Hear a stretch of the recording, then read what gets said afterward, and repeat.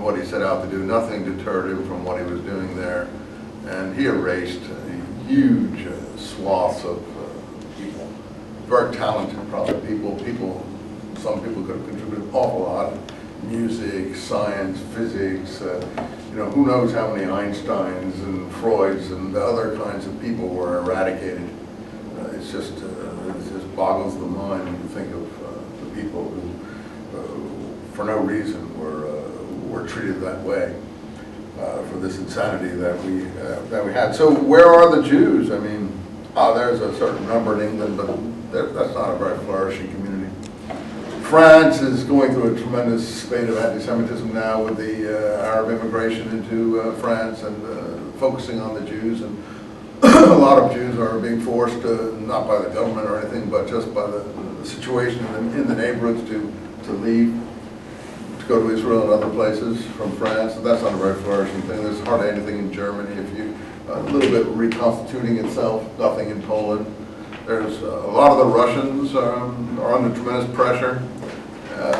Some went to Israel, and that's this new party. And there's about 1 million or so Russians in Israel now, from the new Russia. I mean, Russia since World War II, when they opened the gates, over 1 million Russian Jews left.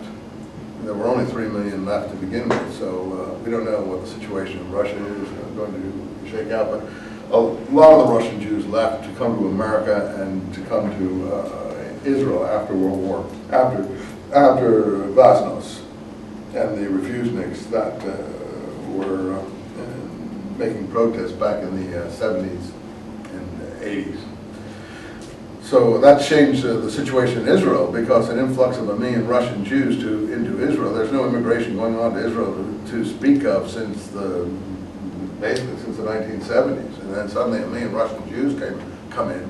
That really added an awful lot of extra strength that people don't realize, population-wise, is there, which is another interesting phenomenon to keep an eye on. Recently there was a change in government, and the guy who's in the Russian Immigrant Party was taken into the government just 2 weeks ago, if you follow politics, because the prime minister there, who was very unpopular and made a total mess of everything we saw in the last 6 months, you know, is fighting for his survival. So he had to make some deals with the Russian Immigrant Party, who are totally against his policies, don't like his policies on the West Bank, don't like any of his policies, don't like the fact that he withdrew from Gaza, don't like any of these things, but because they want some power, they were brought into the government, and Israel government works through power sharing.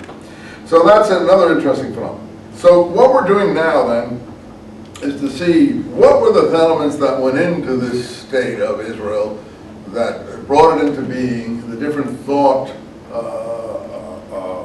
processes and philosophies and currents of thinking. So the first one I want to look at, and we'll just use this book, The Zionist Idea, because it's quite a good collection of texts. You know, we're stuck with there. I'm sure there are lots of other texts we could use, but you know, he's done a fairly good job. I think we should look maybe at Kalischer first, because he's a little younger, 1795 to 1874. Alkali is 1798 to 1878, and I think Kalischer here is someone who is living in Eastern Europe and is not. I don't think he's a Sephardi. He's Sephardi background. He would be more in keeping with the situation that we're looking at in Season, in Reformed Judaism, and so on. So you can read. There's a little capsule description of him and his background. I don't know. You still got the same page numbers I have, 109 to 110. You have that 109 to 110. You have that? Yeah. That's a pretty good. So I don't really have to read that to you. I guess he was from the more Russian area of activity, though these nations weren't totally constituted the way we have them now. His career, as he says, coincided with the rise of Reformed Judaism in Germany. But you see, he really isn't of that mindset, being further east.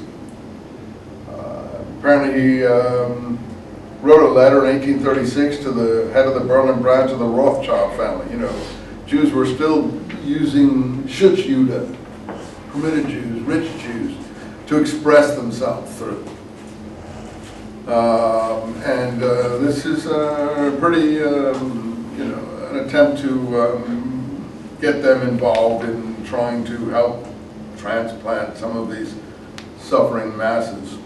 You know the poem on the Statue of Liberty? Give me your tired and your poor, your wretched masses yearning to breathe free, the tired refuse of your teeming shores, etc., etc., etc. That was written by a New York German Jewish woman who was watching the teeming masses of Jews coming into America from Eastern Europe. That's what she was celebrating or expressing. Both her pleasure that America would open its doors to some extent, and the horror at seeing what they looked like, you know. Yeah, that was, I forget what her name was, but she wrote that poem watching these Jews from Eastern Europe coming into America. So he said, of course, what is quoted here, and I think it's important to take a look at, the beginning of the redemption, speaking of redemption, will come through natural causes by human effort and by the will of the governments to gather the scattered Israel into the Holy Land. So this is what year he writes that? This is already, you know, not anything like season. This is 1836, about exactly the same time these guys are changing the prayer book and doing all the other stuff in Central and Western Europe. They wanted to, he wrote another work, Seeking Zion, in 1862, and he'd already was quoted in this other work we're going to look at, Hesse's Rome and Jerusalem. Apparently he was well off, and he was instrumental in setting up a group to buy land for colonization on the outskirts of Jaffa in 1866. So that's the year after the American Civil War. He's already, how should we put it, putting his money where his mouth is, using whatever wealth he had to actually buy land. You say, well, how can you buy land then? Well, this was the Ottoman Empire. The Ottoman Empire was a huge enterprise. You could go and buy land in the Ottoman Empire should you want to. It's not stealing anyone's land. It's just paying a fair market price.